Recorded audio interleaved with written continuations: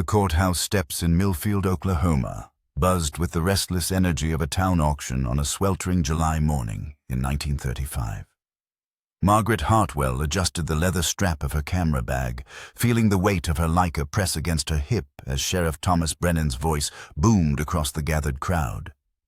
Dust motes danced in the harsh sunlight as he read from a crumpled sheet of paper, his words cutting through the heavy air like a blade through wheat. By order of the county court, the following properties are to be sold for unpaid taxes and debts, Brennan announced, his weathered face stern beneath the brim of his hat. The Morrison Farm, Section 12. The Campbell Homestead, Section 19. The Kowalski property, Section 23. Margaret's fingers tightened around her camera. Each name on that list represented a family she had photographed over the past months, documenting their struggle against the relentless drought that had turned fertile farmland into a wasteland of cracked earth and broken dreams. Her editor at the Tulsa Herald had sent her here to capture the human cost of the Depression, but what she had found was something far more unsettling than mere poverty and despair. The crowd shifted restlessly as Brennan continued his grim recitation. Women clutched their children closer, men removed their hats and studied the ground, and Margaret found herself thinking of the strange photographs that had been developing in her makeshift dark room in the boarding house basement. Faces that shouldn't have been there, appearing like ghosts in the silver halide emulsion of her film. Faces of people who had died the previous summer in the influenza outbreak that had swept through the county like wildfire through dry grass. Miss Hartwell. Brennan's voice cut through her reverie like a whip crack. I believe you have something that belongs to this community. Margaret's heart hammered against her ribs as every head in the crowd turned toward her. She had hoped to remain invisible, just another observer documenting the slow death of rural America, but Brennan had singled her out with the precision of a hawk spotting a mouse in an open field. The sheriff's pale blue eyes fixed on her camera bag with an intensity that made her skin crawl. I'm not sure what you mean, Sheriff, she said, forcing her voice to remain steady despite the tremor she felt building in her chest. The photographs, Miss Hartwell. The ones you've been taking around these parts. Brennan descended the courthouse steps with deliberate slowness, each footfall echoing off the limestone facade. Folks have been talking. They say you've been capturing things that ought to stay buried. Margaret's throat went dry. She had been careful, or so she thought. The strange faces in her photographs had appeared gradually, first as shadows that could have been tricks of light, then as unmistakable features that belonged to people she had never met, but whose names she had found in the cemetery records. The local newspaper had published several of her images, identifying the mysterious figures as current residents, but Margaret knew better. She had spent hours in the county clerk's office, cross-referencing death certificates with birth records, and the truth had chilled her to the bone. I document what I see through my lens, Sheriff. Nothing more, nothing less, she replied, her fingers finding the small silver cross her grandmother had given her before she left Boston for this God-forsaken place. That's just it, isn't it? Brennan was close now, close enough that she could smell the tobacco on his breath and see the network of fine lines that radiated from the corners of his eyes. You see things that aren't there. Or maybe you see things that are there but shouldn't be. A murmur rippled through the crowd, like wind through wheat. Margaret recognized several faces from her photographs, people whose families had been devastated by the previous year's epidemic. Mrs. Chen, whose husband had died in the first wave of fever. Old Pete Kowalski, whose 3 sons had succumbed within a single week. They watched her with a mixture of fear and fascination that made her stomach churn. There's a law in this county, Miss Hartwell, Brennan continued, his voice dropping to a register that forced the crowd to lean in to hear him. An old law, dating back to the territorial days. It says that anyone who traffics in representations of the dead without proper authority commits an offense against public order and decency. Margaret had never heard of such a law, and she suspected Brennan was improvising, but the crowd seemed to accept his words as gospel truth. She could feel the weight of their attention pressing down on her like a physical force, and she struggled to maintain her composure as the sheriff continued his performance. Now, I'm not saying you meant any harm, Miss Hartwell. But intentions don't matter much when the results speak for themselves. Those photographs you've been taking, the ones that show faces of folks who died last summer, they're causing considerable distress to the families involved. I never claimed those were photographs of the dead, Margaret said, her voice rising despite her efforts to remain calm. I simply documented what appeared in my viewfinder. But that's where we have a problem. Brennan reached into his vest pocket and withdrew a folded newspaper clipping. Your editor at the Tulsa Herald has been mighty helpful in identifying the subjects of your photographs. According to this article, you captured images of 12 different residents of Millfield during your documentation project. Would you care to guess how many of those 12 are still breathing? Margaret's blood turned to ice water in her veins. She had suspected that something was amiss with her photographs, but she had never imagined that the newspaper would identify the ghostly faces as living residents. The implications hit her like a physical blow, and she struggled to find words as Brennan unfolded the clipping with theatrical precision. 0, Miss Hartwell. Not a single one of the people identified in your photographs is still alive. They all died during the influenza outbreak of 1934. The crowd erupted in gasps and whispers, and Margaret felt the ground beneath her feet seem to shift and sway. She gripped her camera bag tighter, as if it could anchor her to reality in a world that suddenly seemed to operate by rules she didn't understand. The faces around her blurred and swam, and she had to bite down hard on her tongue to keep from fainting on the courthouse steps. I think there's been some mistake, she managed to whisper, but even as she spoke the words, she knew they were false. She had developed those photographs herself, had watched the ghostly faces emerge from the chemical baths like spirits rising from the grave. There had been no mistake, no error in identification. The dead had somehow found their way onto her film. No mistake, Miss Hartwell. The question now is what we do about it. Brennan refolded the newspaper clipping and returned it to his pocket with deliberate care. You violated the law, disturbed the peace, and caused considerable anguish to the families of the deceased. Under normal circumstances, I'd have to arrest you and let the judge sort things out. Under normal circumstances? Margaret seized on the phrase like a drowning woman grasping for driftwood. Well, seeing as how you're not from around these parts, and seeing as how you might not have understood the full implications of your actions, I'm prepared to offer you an alternative. Brennan's smile was thin and cold as winter sunlight. You can turn over all your photographic equipment to me right here and now, along with any undeveloped film and printed photographs in your possession. In return, I'll give you 24 hours to pack your belongings and leave Millfield County. Permanently. The offer hung in the air between them like smoke from a distant fire.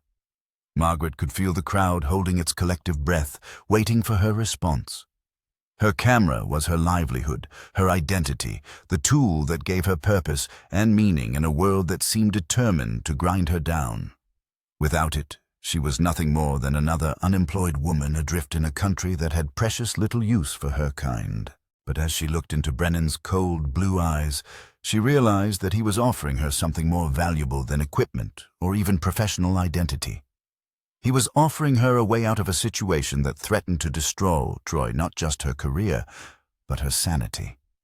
The photographs that had been developing in her dark room defied every rational explanation she could construct, and the thought of continuing to document the impossible filled her with a dread that went deeper than bone. I need some time to consider your offer, Sheriff, she said, surprising herself with the steadiness of her own voice. Time's a luxury none of us can afford, Miss Hartwell. The dead don't keep bankers' hours, and neither do I. Brennan stepped closer, close enough that she could see her own reflection in the lenses of his spectacles. You have until sunset to make your choice. Turn over your equipment and leave, or face the consequences of trafficking with the dead.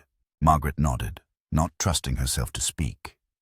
The crowd began to disperse as Brennan climbed the courthouse steps and disappeared through the heavy oak doors, but she remained frozen in place, her mind racing through possibilities and consequences like a machine calculating the odds of survival. She had traveled halfway across the country to document the human cost of the Depression, but she had stumbled into something far stranger and more dangerous than economic collapse. As the courthouse square emptied, Margaret became aware of someone standing beside her. She turned to find a young man about her own age, dressed in the worn overalls and faded shirt that marked him as one of the dispossessed farmers who had lost everything to drought and debt. His dark hair was plastered to his skull with sweat, and his hands were stained with the red dirt that covered everything in this part of the country. "Miss, you shouldn't ought to be standing here in the sun like this," he said, his voice carrying the soft drawl of someone who had been born and raised in Oklahoma soil. "Heat like this can make a person see things that ain't there." Margaret looked at him sharply, wondering if his comment carried a hidden meaning, but his brown eyes seemed guileless and concerned. "I'm fine, thank you. Just thinking through some problems." "Problems got a way of working themselves out if you give them time," the young man said. "Name's Danny Morrison. My family's farm is the first one on Brennan's list today." Margaret felt a chill, despite the oppressive heat. She had photographed the Morrison farm 3 weeks earlier, capturing images of the abandoned buildings and barren fields that had once supported a thriving agricultural operation. But in one of those photographs, standing in the doorway of the collapsed barn, she had captured the image of a middle-aged woman with graying hair and worn hands. The newspaper had identified her as Sarah Morrison, Danny's mother, who had died of influenza the previous August. "I'm sorry about your farm," Margaret said, not knowing what else to offer. "Farm's been dead since the rain stopped coming," Danny replied with a shrug that seemed to carry the weight of the world. "But some things don't stay dead, do they? Some things find ways to come back." Before Margaret could respond, Danny tipped his hat and walked away, leaving her alone in the courthouse square with questions that multiplied faster than she could formulate answers. The sun beat down on her shoulders like a hammer on an anvil, and she could feel sweat trickling down her spine as she contemplated the impossible choice that Brennan had given her. She could surrender her equipment and flee Millfield County like a criminal running from justice, abandoning not just her assignment, but her calling as a photographer and documentarian. Or she could stand her ground and face whatever consequences awaited someone who had somehow managed to photograph the dead, even if she couldn't begin to explain how such a thing was possible. As she walked back toward the boarding house where she had been staying for the past 2 months, Margaret's mind turned to the small cache of undeveloped film hidden beneath the loose floorboard in her room. She had been saving those rolls for the end of her assignment, planning to develop them all at once when she returned to Tulsa. Now she wondered what secrets they might contain, what impossible truths might emerge from the chemical baths in her makeshift darkroom. The boarding house stood at the edge of town like a weathered sentinel, its paint peeling and its porch sagging under the weight of accumulated years and disappointments. Mrs. Fletcher, the elderly proprietor, greeted Margaret with a nod and a glass of lukewarm water that tasted of iron and dust. "Heard there was some excitement at the courthouse today," Mrs. Fletcher said, her pale eyes studying Margaret with the intensity of someone who had survived 8 decades by paying attention to details that others missed. "Just the usual farm auctions," Margaret replied, not wanting to discuss the morning's events with anyone until she had time to process them herself. "Farm auctions, yes, but Sheriff Brennan don't usually single out visitors for special attention unless there's more to the story than meets the eye." Mrs. Fletcher leaned closer, her voice dropping to a conspiratorial whisper. "You want to be careful, Miss Hartwell. This county has its own ways of dealing with problems, and they don't always align with what you might call civilized justice." Margaret felt a chill that had nothing to do with the tepid air conditioning struggling against the Oklahoma heat. "What do you mean by that?" "I mean that some laws around here are older than the county courthouse, older than statehood, maybe older than memory itself. And those old laws have teeth, Miss Hartwell. Sharp ones." Before Margaret could press for more details, Mrs. Fletcher shuffled away, leaving her alone with her thoughts and the growing certainty that she had stumbled into something far more complex and dangerous than a simple assignment documenting rural poverty. The photographs hidden in her room seemed to pulse with malevolent energy, and she found herself wondering if developing them would reveal answers or simply multiply the questions that were already threatening to drive her to madness. As the afternoon sun climbed toward its merciless zenith, Margaret made her way to the basement darkroom she had improvised from an unused storage space. The familiar ritual of preparing chemicals and checking equipment helped calm her nerves, but she couldn't shake the feeling that she was being watched by unseen eyes. The faces from her developed photographs seemed to hover at the edge of her vision, neither fully present nor entirely absent. She had until sunset to make her choice, and as the hours ticked away like drops of water falling into an empty well, Margaret Hartwell began to understand that some decisions could change not just the course of a life, but the very nature of reality itself. The basement darkroom felt like a tomb in the suffocating heat of late afternoon.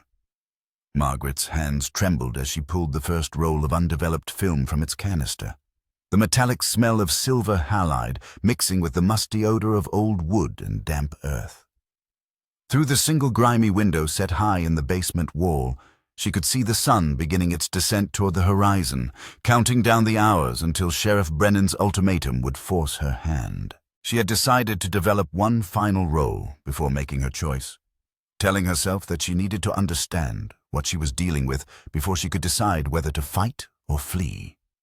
The film slipped through the developer's solution like a snake through water, and Margaret watched with growing dread as images began to materialize in the chemical bath. The first few frames showed the expected scenes of rural desolation: abandoned farmhouses, rusted machinery half buried in drifting soil, cattle bones bleached white by the unforgiving sun.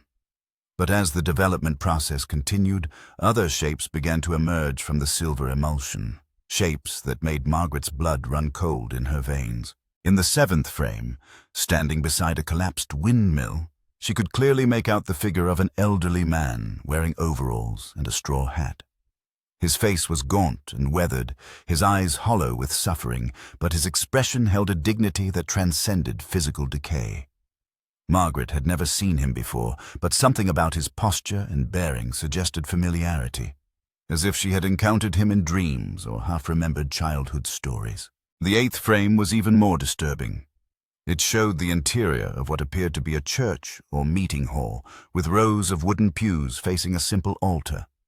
But instead of the living congregation Margaret remembered photographing during Sunday services, the pews were filled with translucent figures whose faces bore the unmistakable marks of death. Some showed the fevered flush of influenza, others the sunken cheeks of starvation, and a few displayed injuries that spoke of violence rather than disease. Margaret's hands shook so violently that she nearly dropped the developing tray, sending ripples across the surface of the chemical solution. The basement suddenly felt smaller, the walls pressing in around her like the sides of a coffin. She could hear footsteps on the floor above, the measured tread of someone pacing back and forth with the persistence of a caged animal. "Miss Hartwell?" Mrs. Fletcher's voice drifted down through the basement ceiling, muffled but urgent. "You have a visitor." Margaret's heart hammered against her ribs as she quickly transferred the developed film to the stop bath, then to the fixer solution that would preserve the images for posterity or condemnation. She had no choice but to leave the photographs in their chemical baths and climb the narrow wooden stairs that led back to the main floor of the boarding house.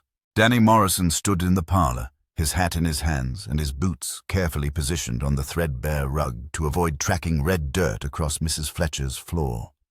His dark eyes found Margaret's face immediately, and she saw something in their depths that made her stomach clench with foreboding. "Miss Hartwell, I apologize for disturbing you, but I needed to speak with you before sunset." His voice carried an urgency that hadn't been present during their brief encounter at the courthouse. "There are things about this county that you need to understand if you're planning to stay."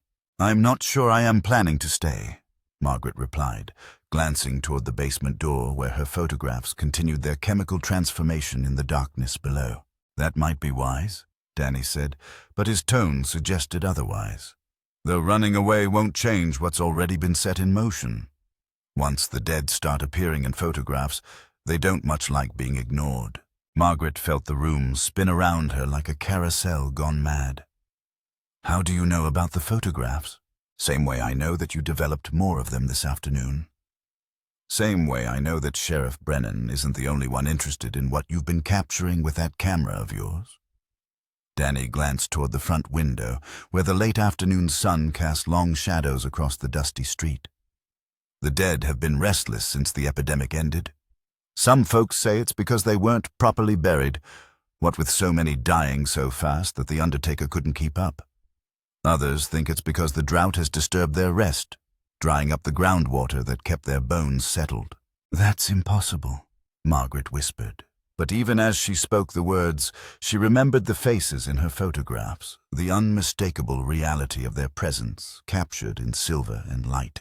Impossible things happen every day in this county, Miss Hartwell. The question is whether you're brave enough to help us understand why. Danny moved closer, his voice dropping to a whisper that barely carried across the small parlor. There's a group of us who've been meeting in secret, trying to figure out what's been happening since the epidemic. We think your photographs might be the key to understanding how the dead are trying to communicate with the living. Margaret's scientific mind recoiled from such supernatural nonsense, but she couldn't deny the evidence of her own eyes. The faces in her photographs were real, as solid and present as any living person she had ever captured on film. If they truly belonged to people who had died during the previous year's influenza outbreak, then either her camera was somehow defective in ways that defied all known principles of photography, or something far stranger was occurring in Millfield County. What kind of group?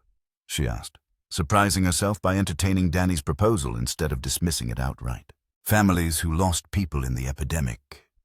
Folks who've been seeing signs and hearing voices since their loved ones passed on.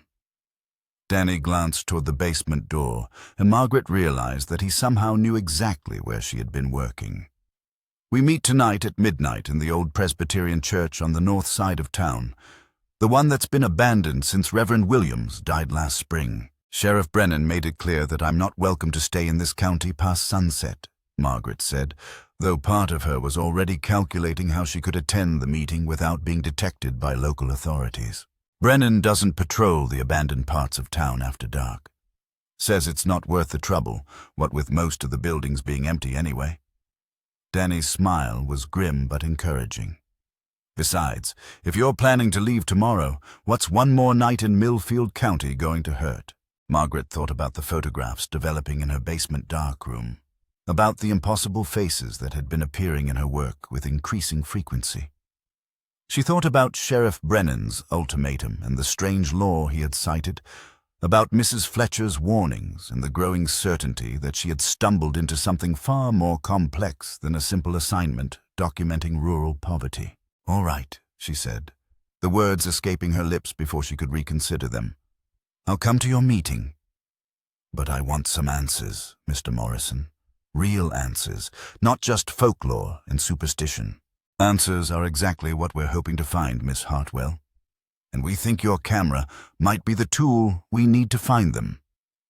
Danny replaced his hat and moved toward the front door, pausing only long enough to add, "Bring your developed photographs." All of them. The dead have been waiting a long time to tell their stories. After Danny left, Margaret returned to her basement darkroom to complete the development process. The photographs that emerged from the final chemical bath were even more disturbing than she had anticipated. In addition to the ghostly figures she had already observed, several images contained what appeared to be messages written in the dust and dirt that covered every surface in the drought-stricken county. One photograph showed the words, "Help us," spelled out in carefully arranged stones beside an abandoned well. Another displayed "Remember," written in the condensation on the window of an empty farmhouse. Most unsettling of all was an image of the courthouse steps where she had confronted Sheriff Brennan that morning, with the word "Justice" etched into the limestone facade in letters that seemed to glow with their own inner light. Margaret studied each photograph with the analytical eye of a professional photojournalist, searching for signs of tampering or double exposure that might explain the supernatural elements. But her technical examination only confirmed what her eyes had already told her. The images were genuine, captured by her camera through normal photographic processes and developed according to standard procedures she had used hundreds of times before. As darkness began to settle over Millfield County like a shroud drawn across the face of a corpse, Margaret prepared for the clandestine meeting that would either provide answers to her questions or plunge her deeper into a mystery that threatened to consume her sanity.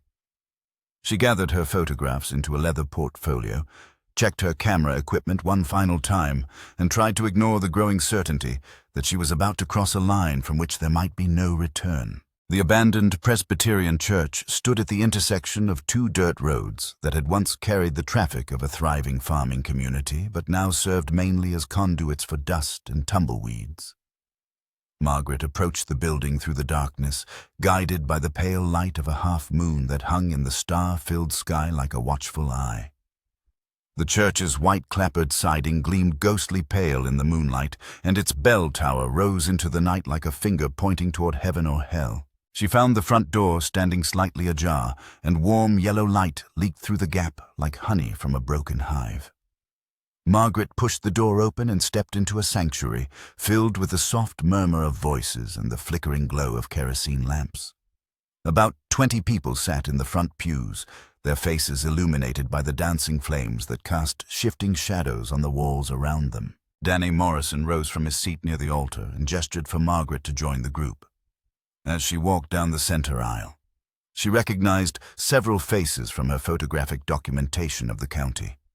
Farmers and their wives, shopkeepers and laborers, people whose lives had been shattered by drought, depression, and disease, but who had somehow found the strength to continue searching for meaning in their suffering. "Friends," Danny said, his voice carrying clearly through the small sanctuary. "Miss Hartwell has agreed to share her photographs with us tonight. As you all know, her camera has been capturing images of our loved ones who passed on during the epidemic. We're hoping that these pictures might help us understand what they're trying to tell us." Margaret opened her leather portfolio and began distributing the photographs among the assembled group. The reaction was immediate and intense. Gasps of recognition, tears of joy and sorrow, whispered conversations as family members identified faces they thought they would never see again. An elderly woman named Mrs. Kowalski clutched a photograph of her deceased son to her chest and rocked back and forth in her pew like a mother comforting a crying child. "This is him," she whispered, her voice breaking with emotion. "This is my Johnny, just as he looked before the fever took him. But how is this possible? How can he appear in your photographs when he's been dead for more than a year?" Margaret had no answer to offer, but Danny stepped forward with the quiet confidence of someone who had given considerable thought to such questions. "We think the dead are trying to communicate with us through Miss Hartwell's camera. The photographs show them in places that were important to them during their lives, and some of the images contain messages that might be warnings or requests for help." As if to illustrate his point, Margaret produced the photograph showing the word "justice" etched into the courthouse steps. A collective intake of breath swept through the assembled group, and several people leaned forward to get a better look at the impossible image. "Justice for what?" asked an older man whose calloused hands marked him as a lifetime farmer. "What kind of justice could the dead be seeking?" "Maybe they're trying to tell us something about how they died," suggested a middle-aged woman whose black dress and worn expression identified her as one of the epidemic's many widows. "There were so many who passed so quickly, and not all of their deaths made sense to those of us who were left behind." Margaret felt a chill that had nothing to do with the cool night air seeping through the church's broken windows. "What do you mean their deaths didn't make sense?" "Some folks died who should have lived," the woman replied, her voice barely above a whisper. "Young, healthy people who had no reason to succumb to influenza.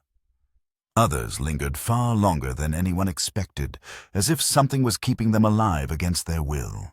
And then there were the ones who died after they should have recovered," added Mrs. Kowalski, her eyes still fixed on the photograph of her son. "Johnny was getting better. The fever had broken, he was taking food again, even talking about getting back to work on the farm. Then one morning I found him cold in his bed, with no sign of what might have taken him in the night." Margaret's reporter instincts began to tingle with the possibility of a story far more significant than supernatural photography. "Are you suggesting that some of the deaths during the epidemic might not have been natural?" The group fell silent and Margaret could sense the weight of unspoken secrets pressing down on them like storm clouds, heavy with rain. Finally, Danny broke the silence with words that sent ice water coursing through her veins. "We're suggesting that Sheriff Brennan might have had reasons for wanting certain people to die, Miss Hartwell. And we think your photographs might be the evidence we need to prove it." Margaret's hands trembled as she stared at the faces surrounding her in the flickering lamplight of the abandoned church. The accusation Danny Morrison had just made hung in the air like smoke from a funeral pyre, and she could feel the weight of 20 pairs of eyes studying her reaction with desperate intensity. These people had lost everything to drought and depression, and now they were suggesting that their loved ones had been murdered by the very man sworn to protect them. "That's a serious accusation, Mr. Morrison," Margaret said, her voice barely steady despite her efforts to maintain professional composure. "Do you have any evidence to support such a claim?" An uncomfortable silence settled over the group like dust on abandoned furniture. Finally, an elderly man with silver hair and deeply lined hands cleared his throat and spoke in a voice that carried the authority of someone who had witnessed 8 decades of human folly and corruption. "Name's Walter Chen, Miss Hartwell. My wife died in the 3rd wave of the epidemic, along with our youngest daughter." He paused to remove a worn photograph from his shirt pocket, studying it with eyes that held depths of sorrow Margaret could barely comprehend. May was getting better, just like Johnny Kowalski. Fever broke on a Tuesday. She was sitting up and asking for soup by Thursday. Then Sheriff Brennan came by the house on Friday evening, said he needed to check on the family's welfare as part of his official duties. Walter's voice grew quieter, forcing the assembled group to lean forward to catch his words. "Found them both dead Saturday morning. No sign of struggle, no obvious cause. Dr. Henderson said it was probably a relapse, that sometimes the influenza came back stronger than before. But I knew better. I knew what I had seen in Brennan's eyes when he looked at my wife and daughter." "What did you see?" Margaret asked, though part of her dreaded the answer. "Fear," Walter replied without hesitation. "Fear and calculation. See, my wife kept the books for half the farms in this county, helped folks figure out their taxes and loans and such. She had a mind for numbers that could spot irregularities from across a room. And in the weeks before she died, she had been asking questions about some of the county's financial records, particularly the ones related to property seizures and tax sales." Margaret felt pieces of a puzzle beginning to align in her mind, forming a picture that was both clearer and more terrifying than anything she had imagined. "Are you saying that your wife discovered evidence of corruption in the sheriff's department?" "I'm saying that May found discrepancies in the tax records that suggested someone was manipulating property assessments to force families off their land," Walter said, his voice growing stronger with each word. "She was planning to take her findings to the state authorities in Oklahoma City. But she never got the chance." Danny Morrison rose from his seat and moved to stand beside Walter, his young face grave with purpose. "It wasn't just the Chens, Miss Hartwell. Every person who died during the later stages of the epidemic had one thing in common. They knew something or possessed something that threatened Sheriff Brennan's control over this county." Margaret's mind raced through the implications of what she was hearing. If these people were telling the truth, then the influenza epidemic had provided perfect cover for a series of carefully orchestrated murders, eliminating witnesses and obstacles to a corrupt sheriff's accumulation of power and property.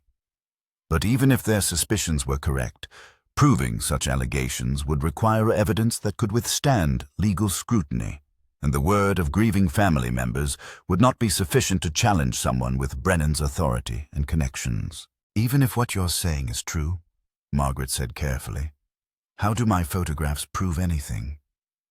The fact that I've somehow captured images of dead people doesn't constitute evidence of murder." Mrs. Kowalski stood and approached Margaret with slow, deliberate steps, her weathered face illuminated by the dancing flames of the kerosene lamps. "Show her the photograph of the courthouse again, Danny.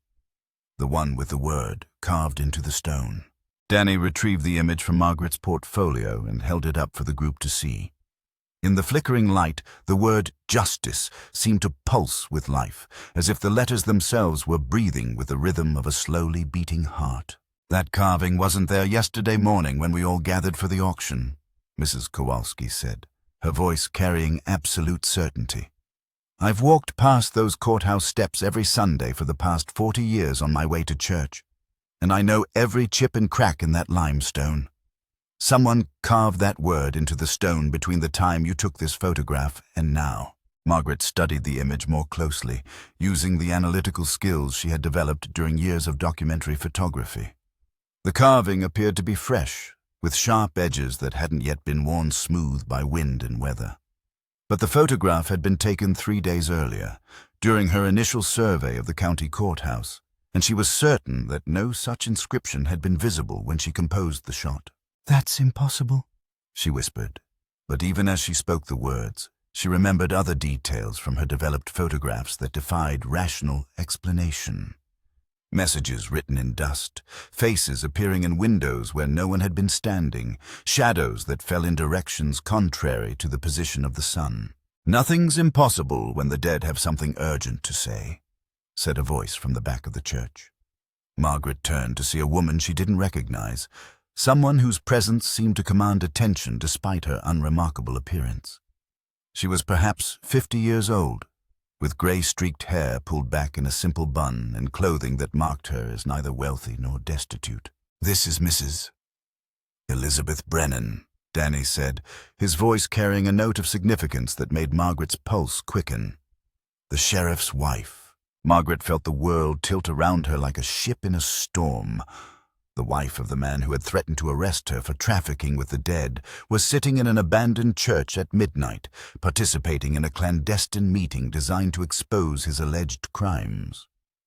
The irony was so complete that Margaret wondered if she had somehow stumbled into a fever dream brought on by the oppressive Oklahoma heat. "Mrs. Brennan," Margaret said, struggling to find words adequate to the situation. "I wasn't expecting to see you here." "I imagine you weren't, Miss Hartwell. But sometimes we find ourselves in places we never intended to go, doing things we never thought we would do." Elizabeth Brennan rose from her seat and moved toward the front of the church with the measured dignity of someone who had spent decades as the wife of a public official. "My husband is not a bad man, Miss Hartwell, but he is a weak one, and weakness can be more dangerous than evil when it's combined with power and opportunity." Margaret found herself holding her breath as Elizabeth continued speaking, her voice carrying the weight of years of accumulated pain and moral compromise. "The drought changed Thomas in ways I didn't recognize at first. As more and more families lost their farms to bankruptcy and foreclosure, he began to see opportunities for personal gain that he might have ignored during better times.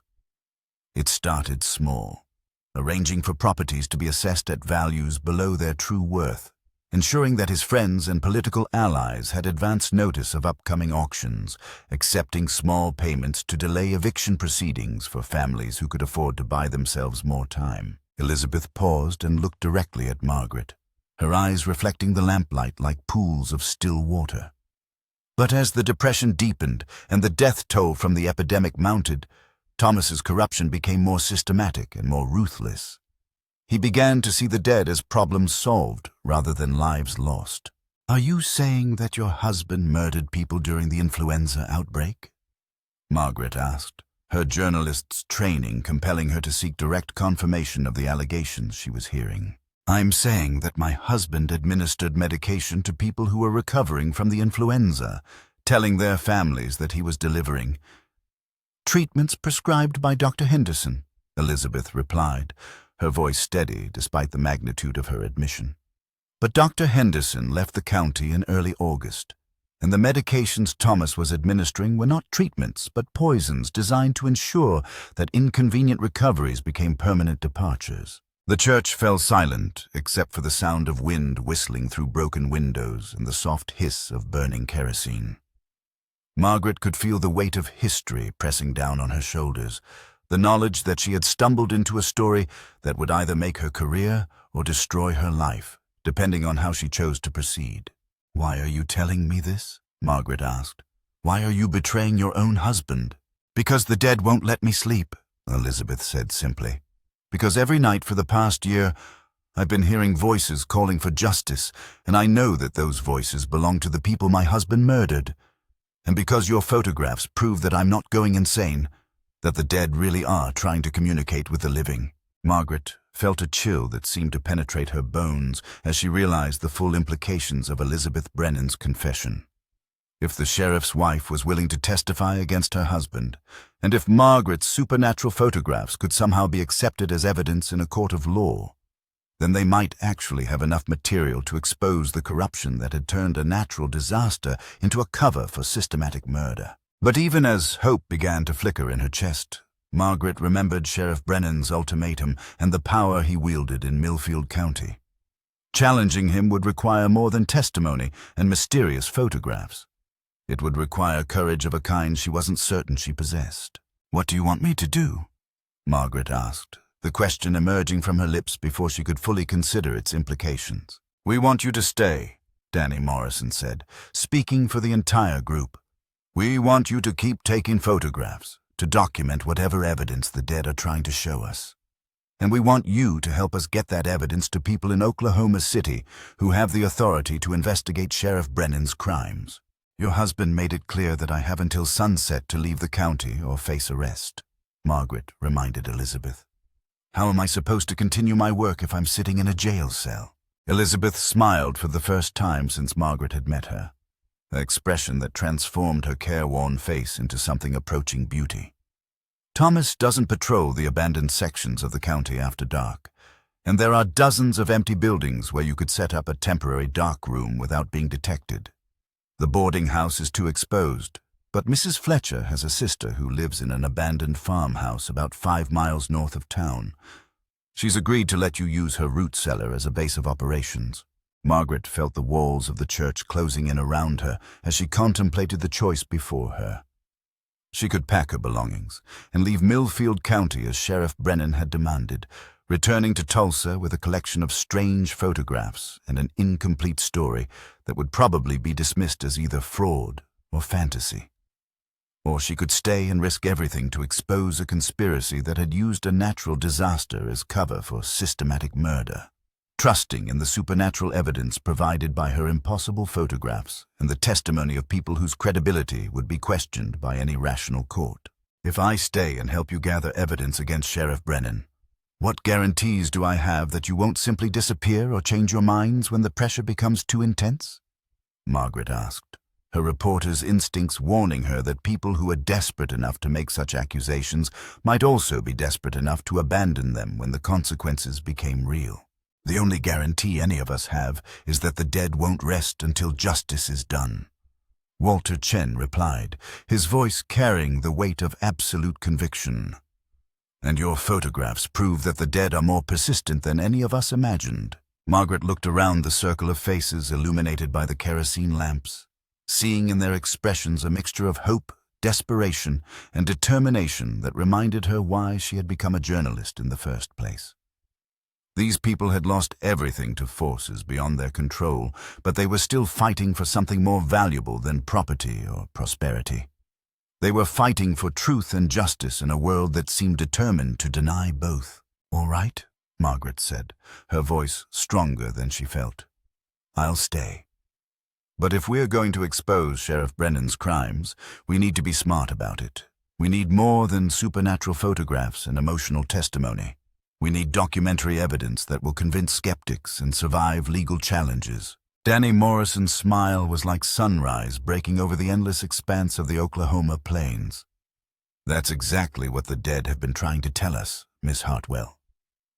And we think your camera is the key to finding the evidence we need." As the midnight meeting dissolved and the conspirators prepared to return to their homes under cover of darkness, Margaret felt the weight of her decision settling around her shoulders like a shroud.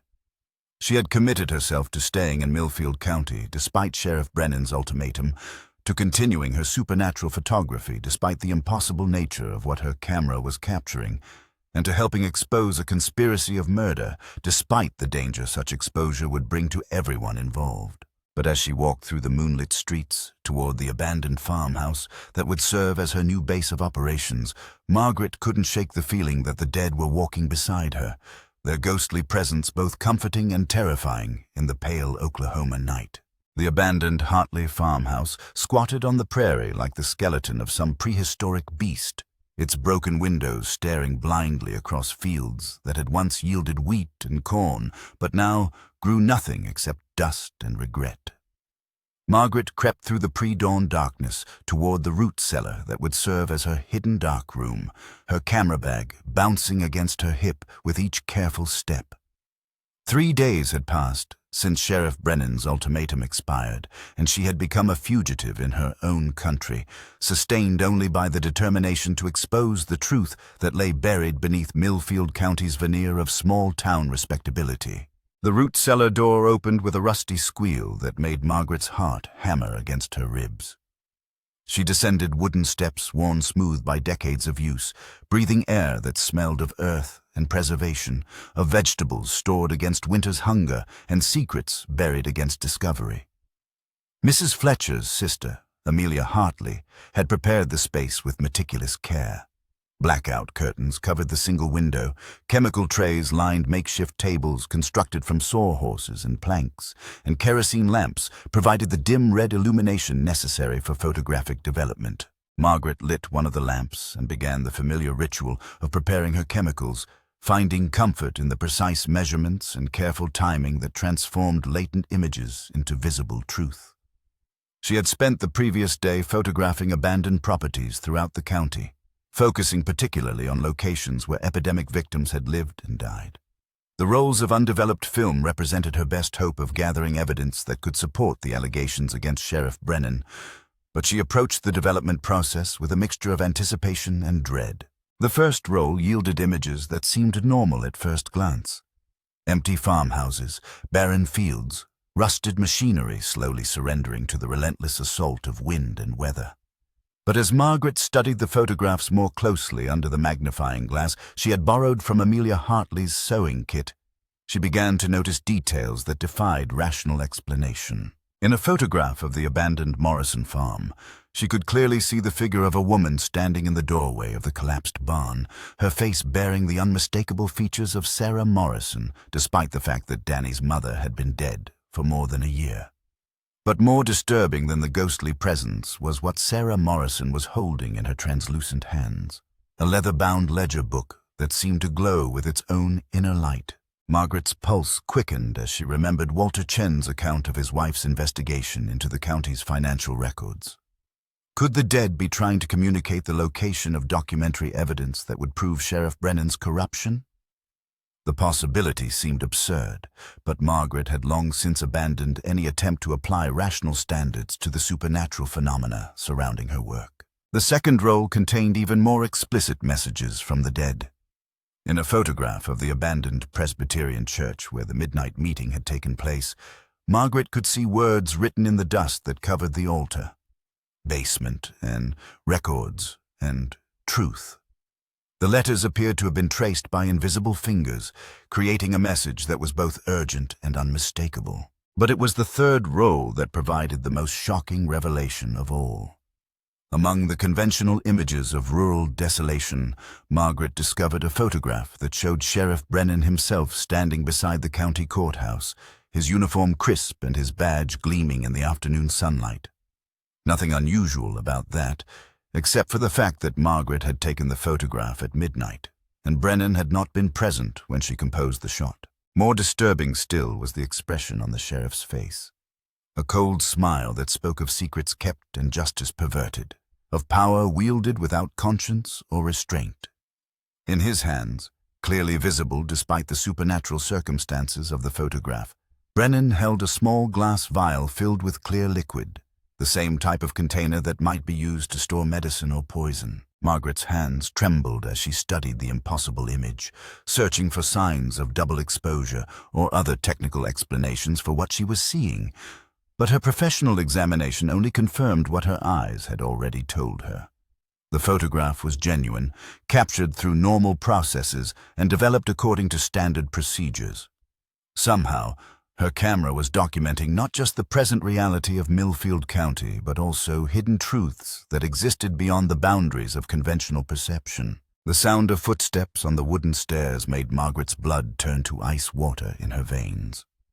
She quickly extinguished the kerosene lamp and pressed herself against the earthen wall of the root cellar, her heart hammering so loudly that she was certain it could be heard throughout the abandoned farmhouse above.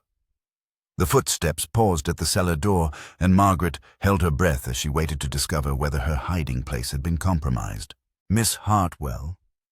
The voice belonged to Danny Morrison, but Margaret remained motionless until she heard the agreed-upon code phrase. "The dead are restless tonight, and the living are listening," Margaret replied, completing the exchange that would confirm Danny's identity and intentions. She relit the kerosene lamp and watched as the young farmer descended into the root cellar, his face grave with urgency. "We have a problem," Danny said without preamble. "Sheriff Brennan has issued a warrant for your arrest, charging you with trespassing, disturbing the peace, and practicing witchcraft. He's organizing search parties to sweep through every abandoned building in the county." Margaret felt the walls of the root cellar closing in around her like the sides of a grave. "Witchcraft? On what grounds?" "He's claiming that your photographs constitute evidence of supernatural practices designed to disturb the peace of the dead and corrupt the morals of the living." Danny's expression was grim but not without hope. "The good news is that most of the search parties are made up of volunteers who have no real enthusiasm for finding you. Half the county thinks Brennan has lost his mind, and the other half is too scared of what you might reveal to want you captured. What about the evidence?" Margaret gestured toward the photographs spread across the makeshift work table. "Have you had a chance to search the Presbyterian church basement for the records that are mentioned in these images?" Danny nodded and produced a canvas bag that clinked softly as he set it on the table. "Found them exactly where the photographs said they would be, hidden beneath a loose floorboard behind the furnace. Ledger books, tax records, correspondence with banks and government officials, all documenting a systematic scheme to manipulate property values and force families off their land." Margaret opened the bag and extracted several leather-bound volumes that smelled of mold and secrecy. The handwriting on the pages was small and precise, recording transactions and agreements that painted a picture of corruption extending far beyond Millfield County. Sheriff Brennan had been working with officials in the state capitol, with bank executives and railroad representatives, with anyone who stood to profit from the systematic displacement of small farmers during the economic collapse. "This is incredible," Margaret whispered as she studied page after page of incriminating evidence. "These records document bribes, kickbacks, fraudulent assessments, illegal seizures. It's enough to bring down half the political establishment in Oklahoma. It's also enough to get us all killed if Brennan discovers what we've found," Danny replied soberly. "Which is why we need to get this evidence to authorities outside his jurisdiction as quickly as possible." Margaret was about to respond when she heard the sound of automobile engines in the distance, growing closer with each passing second. Danny extinguished the kerosene lamp and moved to peer through a crack in the cellar door, his body tense with alarm. "Search party," he whispered. "At least 3 vehicles, maybe more. They're heading straight for the farmhouse." Margaret's mind raced through possibilities and alternatives as she stuffed the photographs and ledger books into her camera bag. The root cellar offered no escape route except the stairs that led directly into the path of the approaching search party, and the sound of engines suggested that Brennan had committed significant resources to capturing her. "Is there another way out?" she asked, though she suspected she already knew the answer. "There's a storm drain that connects to the old irrigation system," Danny replied, his voice tight with strain. "It runs beneath the farmhouse and emerges about a quarter mile to the north, near the abandoned grain elevator. But it's been dry for 3 years, and parts of it may have collapsed." The sound of car doors slamming echoed across the prairie, followed by the harsh voices of men organizing themselves for a systematic search. Margaret could hear Sheriff Brennan's voice above the others, issuing orders with the authority of someone who expected immediate obedience. "Check every building, every cellar, every hiding place," Brennan commanded. "She's here somewhere, and I want her found before sunrise. The charge is practicing witchcraft, and the penalty is whatever I decide it should be." Margaret felt a chill that had nothing to do with the cool, underground air. The sheriff's words carried an ominous tone that suggested her capture would result in something far worse than legal prosecution. She grabbed her camera bag and followed Danny to a narrow opening in the far wall of the root cellar. where rusted metal pipes disappeared into the darkness of the abandoned drainage system. The storm drain was barely wide enough for a human body, and Margaret had to crawl on her hands and knees through several inches of accumulated debris and stagnant water. The darkness was complete, pressing against her eyes like a physical weight, and the sound of her breathing seemed amplified to an almost unbearable volume. Behind her, she could hear the voices of the search party growing closer as they systematically worked their way through the abandoned farmhouse. The drainage pipe stretched ahead of her like a tunnel through the earth's bowels, and Margaret found herself thinking of burial and resurrection, of hidden truths emerging from their underground concealment. The ledger books in her camera bag represented documentary evidence of systematic corruption and murder, but they would be worthless if she couldn't survive long enough to deliver them to authorities who possessed both the power and the will to act on what they revealed. After what felt like hours, but was probably only minutes, Margaret saw a glimmer of pale light ahead, marking the drain's emergence near the abandoned grain elevator. She crawled faster, ignoring the pain in her knees and the water that soaked through her clothing, driven by the knowledge that Sheriff Brennan's search party would eventually discover the storm drain and follow her underground trail. She emerged from the drainage pipe like a mole surfacing from its burrow, gasping for clean air and blinking in the pre-dawn darkness. Danny Morrison was waiting for her beside the grain elevator, his face illuminated by the pale glow of approaching sunrise. "We need to move quickly," he said, helping her to her feet. "I've arranged for transportation to Oklahoma City, but we have to reach the rendezvous point before Brennan realizes which direction we've gone." Margaret looked back toward the Hartley farmhouse, where lights flickered like angry fireflies as the search party continued their systematic hunt.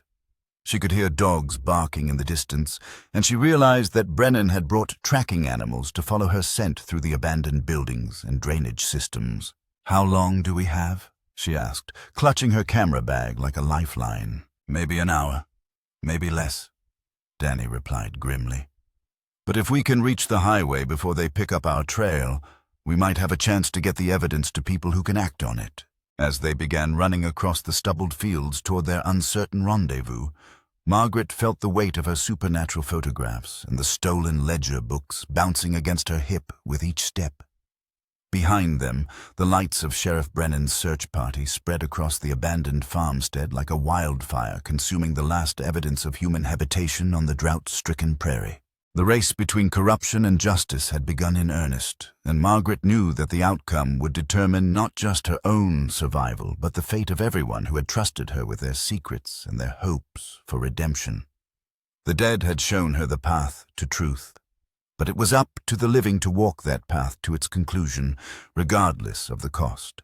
The Oklahoma State Police headquarters in Oklahoma City rose from the urban landscape like a fortress of law and order, its limestone facade gleaming in the morning sunlight as Margaret Hartwell climbed the steps with her camera bag clutched against her chest. 3 days had passed since her harrowing escape from Millfield County.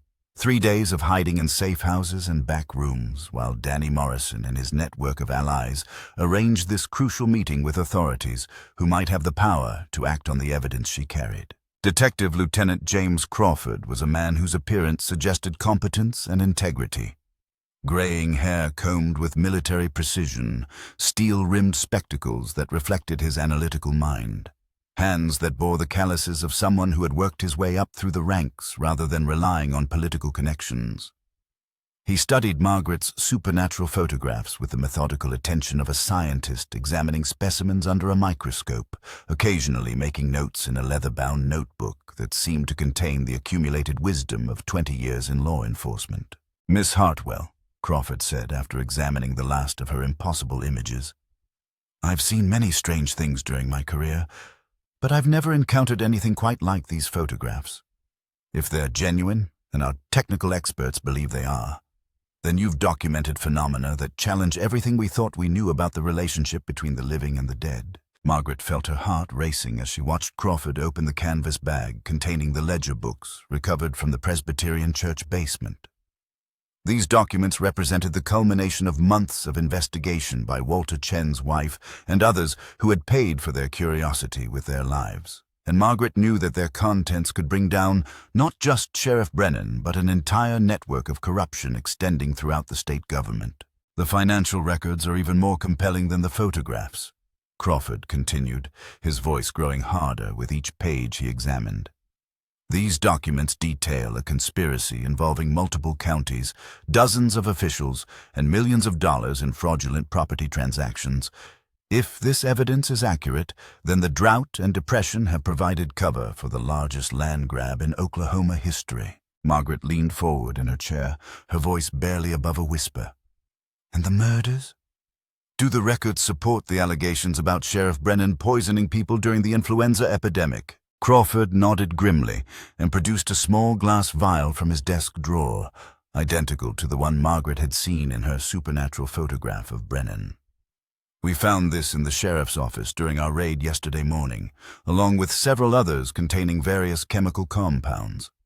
Our laboratory analysis confirms that these substances would be lethal if administered to someone recovering from serious illness. The weight of validation settled on Margaret's shoulders like a shroud.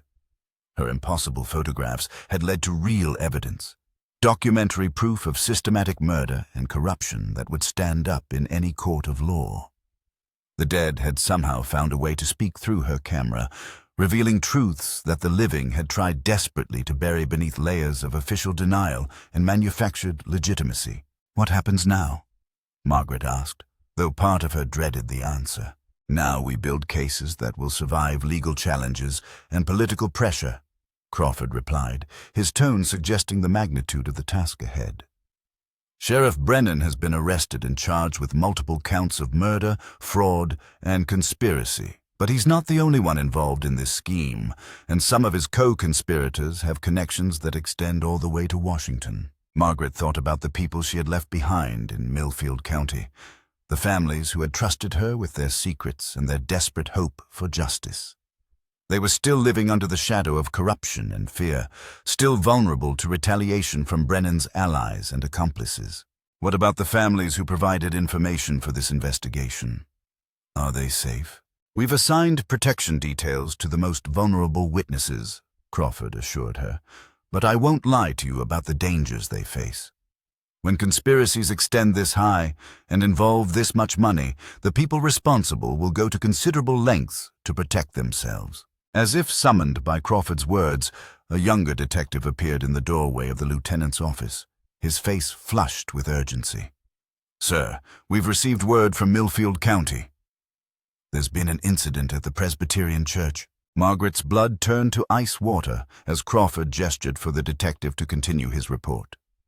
She could sense disaster in the young man's expression, the kind of catastrophe that occurred when desperate people made desperate choices. Someone set fire to the church last night, sir. Completely destroyed the building and everything in it. The local fire department is calling it arson, but they don't have any suspects yet. Margaret felt the room spinning around her like a carousel gone mad. The Presbyterian church had been the meeting place for their conspiracy against Brennan, the location where they had first shared their suspicions and planned their investigation. Its destruction represented more than property damage. It was a message from Brennan's allies that the conspiracy would continue despite his arrest. Were there any casualties? Crawford asked, his voice tight with concern. No fatalities, sir, but several people were injured trying to save items from the burning building. Among them was Mrs. Elizabeth Brennan, the sheriff's wife. She suffered severe burns on her hands and arms. Margaret's heart clenched with guilt and sympathy. Elizabeth Brennan had risked everything to testify against her husband, providing crucial evidence that had made the investigation possible. Now she was paying the price for her courage, targeted by people who saw her betrayal as a threat to their continued operations. I need to go back, Margaret said, rising from her chair with sudden determination. These people trusted me with their secrets, and now they're being punished for helping expose the truth. I can't abandon them when they need support most. Crawford studied her with eyes that had seen too much human folly and courage to be easily surprised. Miss Hartwell, returning to Millfield County would be extremely dangerous. Brennan may be in custody, but his network of allies and accomplices is still intact. They'll see you as the primary threat to their continued operations. Then maybe it's time to give them something real to worry about. Margaret replied, her voice carrying a strength she hadn't known she possessed. "I still have undeveloped film from my last day in the county. If the dead are still trying to communicate through my camera, maybe they have more evidence to share." Crawford was quiet for several long moments, studying Margaret's face as if trying to read the future in her expression.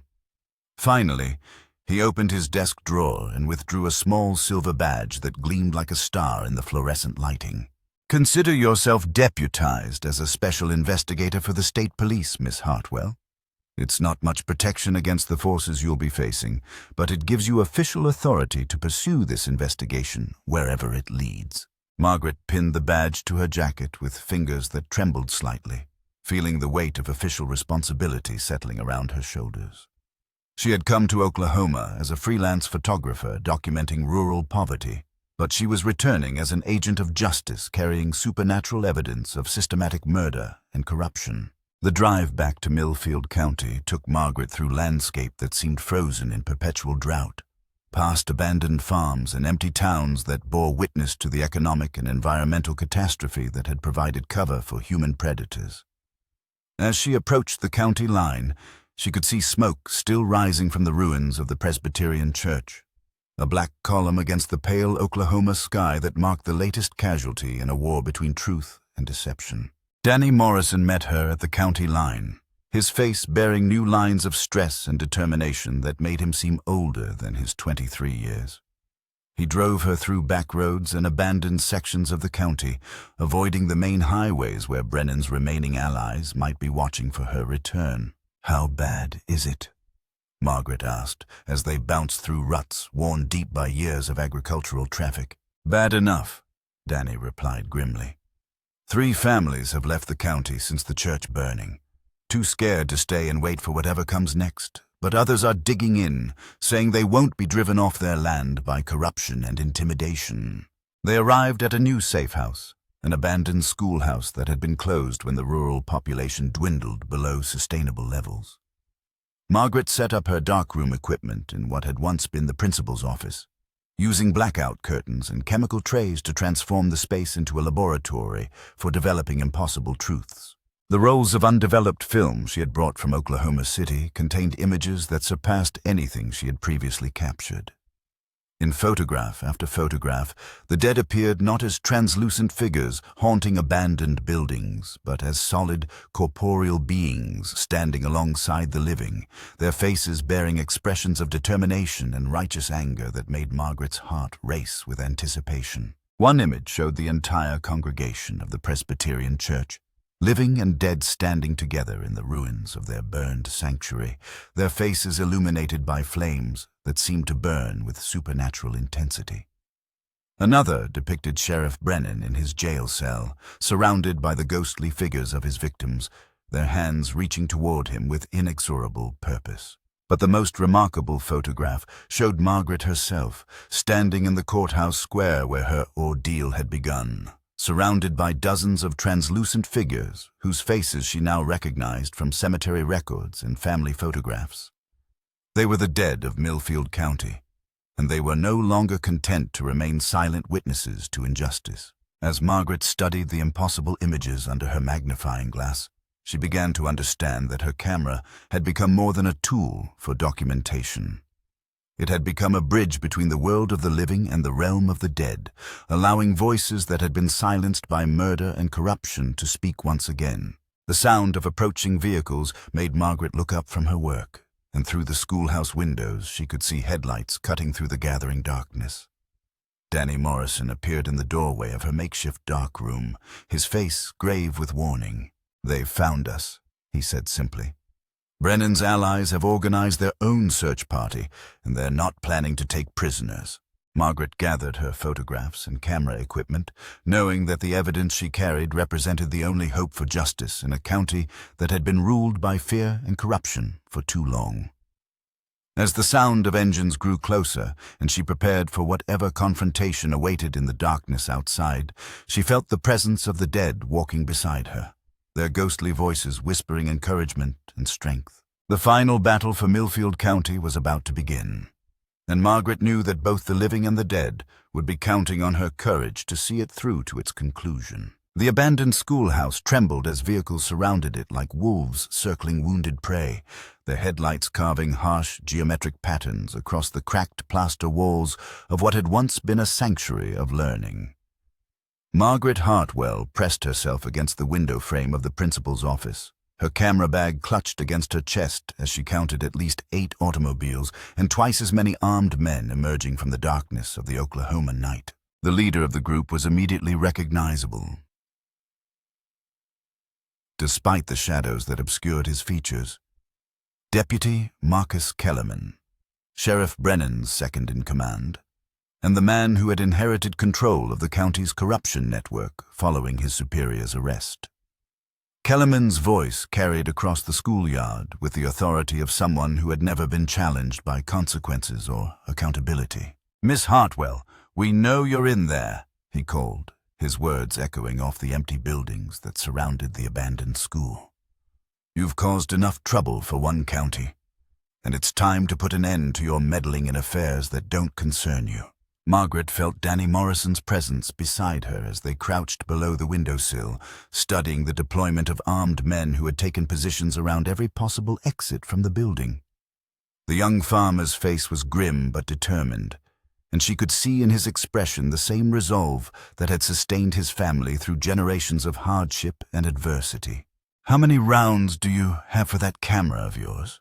Danny whispered, his attempt at humor failing to mask the gravity of their situation. "Enough," Margaret replied, surprised by the steadiness of her own voice.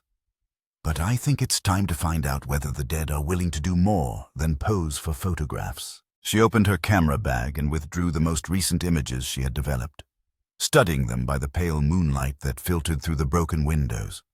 The photographs showed dozens of ghostly figures standing throughout Millfield County, their translucent faces bearing expressions of righteous anger and long-delayed vengeance.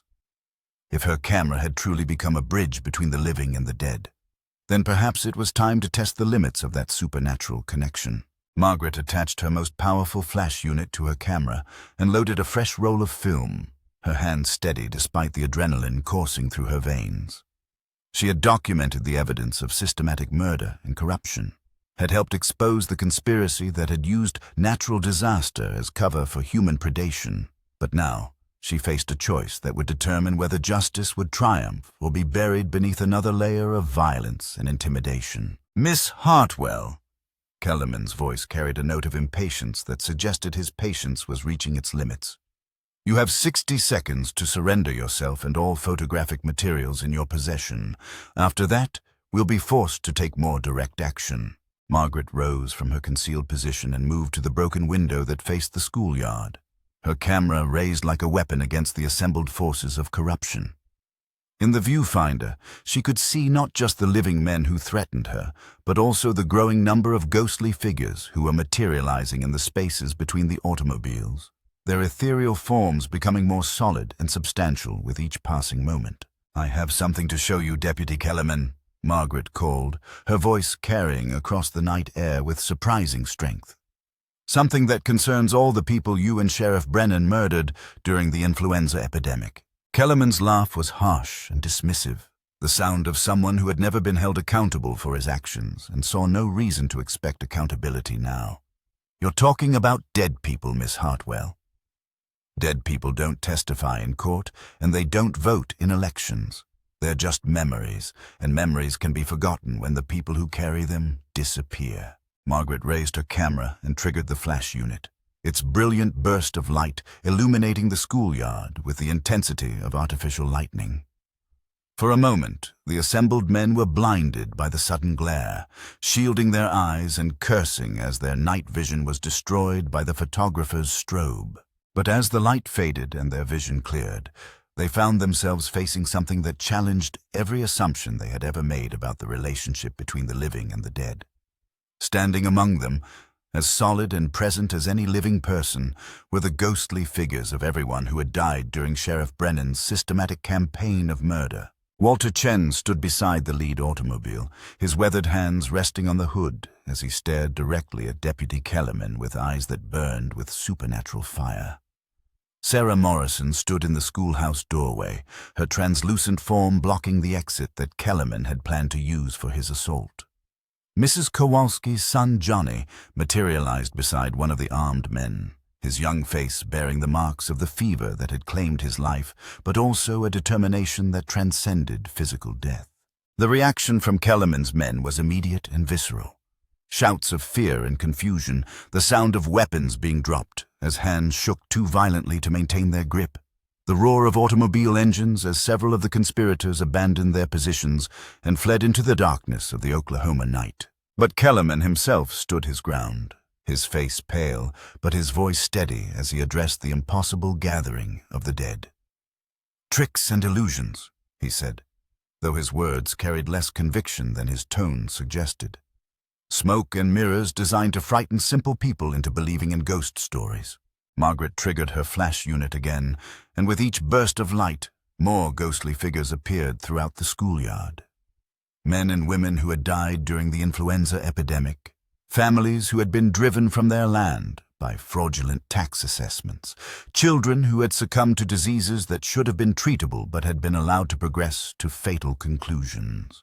They stood in silent judgment of the living men who had orchestrated their deaths, their ethereal presence growing more solid and substantial with each photographic flash. Margaret realized that her camera was not simply documenting the supernatural, but actually facilitating the return of the dead, providing them with the energy and substance needed to manifest in the physical world. "You can't fight the dead, Deputy Kellerman," Margaret called from her position at the schoolhouse window. "They have nothing left to lose, and they've been waiting a long time for justice." Kellerman raised his pistol with hands that trembled despite his efforts to maintain composure, pointing the weapon at the ghostly figure of Walter Chen. "I don't care if you're alive or dead," he snarled. "A bullet will stop you either way." He pulled the trigger, and the gunshot echoed across the abandoned schoolyard like thunder rolling across the prairie. But instead of striking Walter Chen's ethereal form, the bullet passed harmlessly through the ghostly figure and embedded itself in the tire of Kellerman's own automobile, causing the vehicle to settle with a deflated hiss. The dead began to move with purpose and coordination, surrounding the remaining members of Kellerman's group with the inexorable advance of justice too long delayed. They made no sound as they closed in, but their presence was more terrifying than any vocal threat could have been. Margaret continued photographing the supernatural confrontation, her flash unit providing stroboscopic illumination of scenes that defied every rational explanation. Through her viewfinder, she watched as the corrupt officials who had profited from murder and fraud found themselves face to face with their victims, forced to confront the human cost of their greed and ambition. One by one, Kellerman's remaining allies broke ranks and fled, abandoning their leader to face the consequences of his choices alone. Soon only the deputy remained in the schoolyard, surrounded by dozens of ghostly figures whose patience had finally reached its end. "What do you want from me?" Kellerman whispered, his voice barely audible above the wind that whistled through the abandoned buildings. Walter Chen stepped forward, his ethereal form shimmering in the moonlight as he spoke with a voice that seemed to come from beyond the grave. "Confession," he said simply. "Truth. Justice for the families you destroyed and the lives you stole." Margaret watched through her camera lens as Kellerman's resolve finally crumbled under the weight of supernatural judgment. The deputy fell to his knees in the dust of the schoolyard, his weapon forgotten as he began to speak in a voice broken by fear and remorse. "We never meant for it to go so far," he said, his words carrying across the night air like a prayer for forgiveness. "It started with small things, adjusting tax assessments to help our friends, delaying evictions for families who could pay us to buy more time. But when the epidemic started, Brennan saw an opportunity to solve all our problems at once. The confession poured out of Kellerman like water from a broken dam, years of accumulated guilt and fear finally finding release in the presence of those he had wronged. He detailed the systematic poisoning of epidemic victims who posed threats to the conspiracy, the manipulation of property records to facilitate fraudulent seizures, the network of corruption that extended throughout the state government. Margaret documented every word with her camera, capturing not just Kellerman's confession but also the ghostly audience that bore witness to his admission of guilt.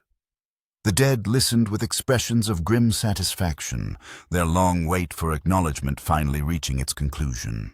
As dawn began to break over the Oklahoma prairie, the supernatural manifestations gradually faded, the ghostly figures becoming translucent and then disappearing entirely as the natural light overwhelmed Margaret's artificial illumination. But their purpose had been accomplished. Justice had been acknowledged, truth had been spoken, and the conspiracy that had used natural disaster as cover for human predation had finally been exposed in its entirety. Detective Lieutenant Crawford arrived with a convoy of state police vehicles just as the last of the ghostly figures vanished into the morning light. He found Margaret sitting on the schoolhouse steps, her camera equipment scattered around her like the tools of some arcane ritual, her face bearing the exhaustion of someone who had witnessed the impossible and lived to document it. "Miss Hartwell," Crawford said as he approached, his voice carrying a mixture of concern and professional curiosity. "We heard gunshots and came as quickly as we could." "Are you injured?"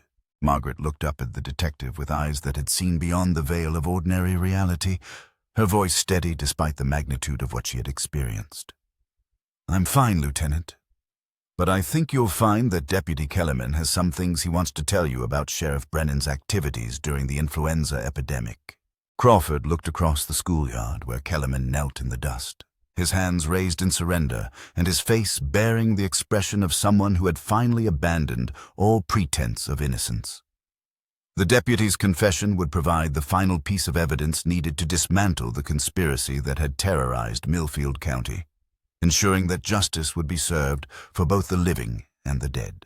As the state police took Kellerman into custody and began processing the scene, Margaret packed her camera equipment with the careful attention of someone who understood that she had participated in events that would never be fully explained or entirely believed.